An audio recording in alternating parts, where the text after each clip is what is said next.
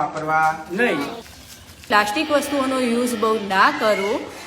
જેમ હું બોલીશ કાપડની થેલી લઈને માર્કેટમાં છે. કે ભાઈ મને બેગ ના આપીશ, હું મારી થેલી લઈને આવ્યો છું. જો એક સ્ટેપ એવી રીતે કર્યું તો હેન્ડ ટુ હેન્ડ બધા એક જ સ્ટેજ ઉપર ઉભા રહીશું અને પ્લાસ્ટિક ત્યાંથી થોડું ઝીરો માંગવાનું બંધ કરી દો, ઓટોમેટિક કંપનીઓ બધા દેવાળું ફૂકશે, ઓટોમેટિક બંધ કરશે.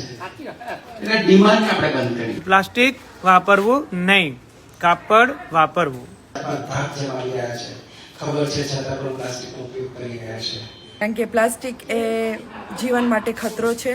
જો આપણે અત્યારથી સમજી જઈશું તો આપણે ઘણા બધા રોગોને ટાળી શકીશું.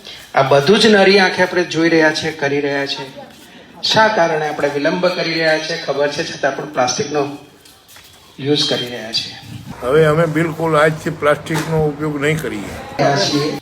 સામે છે ખાડો છતાં પણ સામે જઈ રહ્યા છે.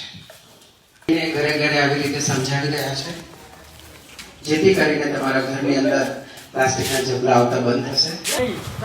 હાર્ટ એટેક, કેન્સર, ભયંકર જેવા રોગો થઈ રહ્યા છે. અને આપણા બાળકોને પણ પ્લાસ્ટિકનો ઉપયોગ ઓછો કરે એવું સમજાવવા. જય સિયારામ.